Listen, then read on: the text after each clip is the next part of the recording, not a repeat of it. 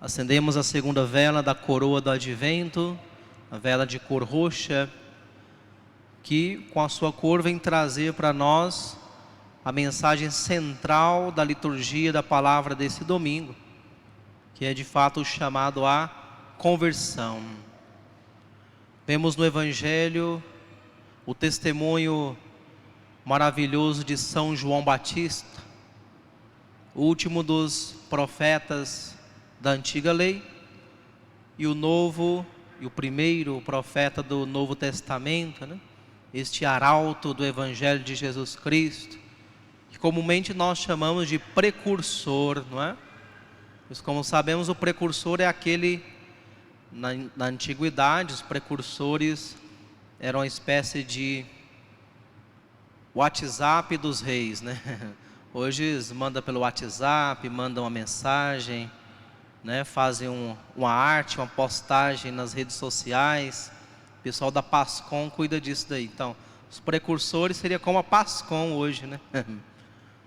Então, como não tinha esses meios modernos, quando o rei ia visitar um lugar, uma cidade, para que quando ele chegasse fosse recebido de maneira digna, então ele mandava na frente dele os arautos, os precursores, que iam tocando a trombeta, iam fixando os comunicados por escrito nos lugares de reunião das pessoas, para anunciar a chegada de um rei, uma grande autoridade. São João Batista foi esse precursor do grande rei dos céus e da terra, nosso Senhor Jesus Cristo, o Messias tão esperado, tão desejado pelos antigos profetas. Ele o anunciou e depois o apresentou quando Cristo já estava no meio do povo, inaugurando o seu ministério público. Essas palavras de São João Batista que nós utilizamos na liturgia da Santa Missa, pouco antes da comunhão, sempre deve ecoar nos nossos corações, né? Quando São João Batista diz, apontando para Cristo, ele diz, né? Eis o Cordeiro de Deus que tira o pecado do mundo. E São João Batista veio com uma mensagem muito concreta, além de anunciar o Messias, ele como precursor quis preparar para nós, preparar para Cristo um ambiente saudável, onde a palavra de Deus pudesse então germinar. E esse ambiente vem preparado justamente pela penitência, pela oração intensa, pela conversão de vida. Por isso São João Batista, no centro da sua pregação está o chamar à conversão. Aplanai os caminhos do Senhor, dizia ele, utilizando-se das palavras de um profeta anterior, Isaías, um dos maiores profetas do Antigo Testamento. Preparai os caminhos do Senhor, aplanai as estradas para o nosso Deus, endireitai as veredas. E se endireitar as veredas e se aplanar os caminhos para que o rei possa transitar pela estrada de maneira digna, devemos transportar para a nossa vida espiritual a estrada, né, os caminhos da nossa alma devemos aplanar, devemos purificar-nos dos nossos pecados, devemos ouvir esse chamado à conversão. E São João Batista não era simplesmente um demagogo, não é? Um homem que fala apenas palavras bonitas, mas vazias. Isso é um demagogo, né? Pessoa que fala bonito, mas não tem nenhum exemplo de vida. Como nós ouvimos no Evangelho, o exemplo de São João Batista é absolutamente impressionante, não é? Renunciou à sua casa, à sua família, o conforto do seu lar e foi morar no deserto, no lugar inóspito, no lugar intratável. Não sabemos bem se morava numa caverna ou numa cabana feita pelas suas mãos. O fato é que ele morava no deserto, por opção, para ser um exemplo de penitência. Ele queria pregar não só com as palavras, mas com a sua vida, e assim pregava da maneira correta, né? Essa é a maneira de anunciar a Deus, não só com palavras, mas com exemplo. Renunciou às roupas confortáveis da sua época para se vestir, como diz o texto evangélico, com pele de camelo. Vocês já imaginaram como deve ser uma túnica de pele de camelo? Deve ser uma coisa horrorosa, né? Áspera, dura, né? Incômoda. No calor esquenta muito, no frio não esquenta direito, sei lá, né? Eu imagino assim, uma pele de camelo deve ser uma coisa bem desconfortável. Ele fazia isso também como sinal de penitência. E nem falemos então da sua dieta, né? Vocês repararam no texto do Evangelho? O que São João Batista comia? Gafanhotos e mel do campo, olha só. Até que a parte do mel do campo é legal, né? Então, mel é uma coisa legal, gostosa, né? Docinho. Mas quando passa para o lado do gafanhoto, aí é tenso, né? Imagina a gente comendo gafanhoto.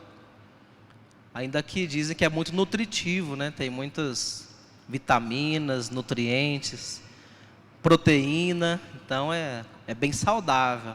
É uma alimentação fitness, né? Hoje em dia tem gente quase comendo isso para poder emagrecer, né? Mas não chega a tanto. Porém ele comia gafanhotos, imagina só. Às vezes eu me pego imaginando como ele deveria preparar esses ingredientes, né? Imagina só, de manhã, café da manhã de João Batista, gafanhoto e mel, tá? Então ele fazia, sei lá, uns gafanhotinhos cozidos, ia molhando no mel e comendo, né? Então, legal. Chegava no almoço, tinha que variar um pouco. Então, gafanhotinhos assados no espetinho, né? Arrumavam uns espetinhos fininhos, faziam os gafanhotinhos assados e novamente com mel, não tinha outra coisa. E no jantar, não, ainda tinha o lanche, claro, o lanche da meio da tarde. Talvez ele faria gafanhotinhos à milanesa, né? Então, passados assim no ovo, assim no açúcar. Ah, não tinha ovo, não tinha ovo. Então, passados no mel, claro. A milanesa com mel, né? E no jantar, para arrematar o dia, uma sopinha de gafanhotos, deliciosa, com bastante mel, claro, porque era o que tinha. E ele fazia isso por quê? Porque era muito pobre? Não, nós sabemos que os pais de São João Batista eram pessoas de uma classe social média para alta, né? Seu pai era sacerdote do templo de Jerusalém. Os sacerdotes eram uma casta muito benquista naquela época e provavelmente então estavam economicamente muito bem situados. Muitos sacerdotes eram inclusive bastante ricos. Renunciou tudo isso para quê? Para ser um verdadeiro arauto de nosso Senhor, para com a sua palavra cheia de unção atingir os corações. Ele de fato fez isso, promovendo o batismo de conversão. Ele arrastou grandes multidões para a penitência, porque ao ver aquele homem austero, aquele homem penitente, aquele homem autêntico, aquele homem mergulhado na oração, curtido na solidão em relação ao mundo, mas numa profunda presença de Deus. Então a sua palavra é como um fogo, a sua palavra estava cheia de poder, o seu exemplo arrastava. Quando ele abria a boca para chamar as pessoas à conversão, elas automaticamente se aderiam. Por quê? Porque viam uma autêntica testemunha de Deus no meio deles. E a imagem e a figura de São João Batista, irmãos e irmãs, não deve ser apenas para nós algo para nos causar espanto ou para nos causar admiração. Devemos imitar o exemplo de São João Batista na sua essência. Claro que não precisamos comer gafanhoto, nem usar roupas de camelo, porque aqui ia ser complicado achar esses produtos. Mas temos que ser pessoas, sim, penitentes. E o tempo do advento nos chama a isso. A nos dedicarmos um pouco mais ao silêncio, ao deserto que vivia João Batista. O silêncio de desligar um pouco as redes sociais, talvez. O silêncio de desligar um pouco a televisão. Só um pouquinho, não precisa anular, né? Mas diminuir. Porque muitas vezes estamos mergulhados nesses barulhos o tempo todo, o dia inteiro. E se a gente está o tempo todo colocando estímulos, barulho, coisas, imagens, vídeos na nossa cabeça, não teremos tempo para Deus, não teremos espaço para oração. Precisamos criar ambientes de oração na nossa casa, criar espaço para oração, para leitura, reservar um tempo nesse mês de dezembro para fazer uma boa confissão, pedir perdão dos nossos pecados, nos prepararmos para a vinda do Senhor. O arauto está nos anunciando: preparai os caminhos do Senhor. Devemos atender a esse pedido. Tempo de advento é tempo de chamada à conversão. Ouçamos o chamado de São João Batista. Busquemos de novo a oração, o silêncio, a confissão sacramental, a Santa Missa mais assídua, e assim estaremos nos preparando bem para o Natal do Senhor, para o nascimento do grande Rei que veio a este mundo nos trazer o caminho, e Ele mesmo sendo o caminho que nos levará para a salvação. Que assim seja.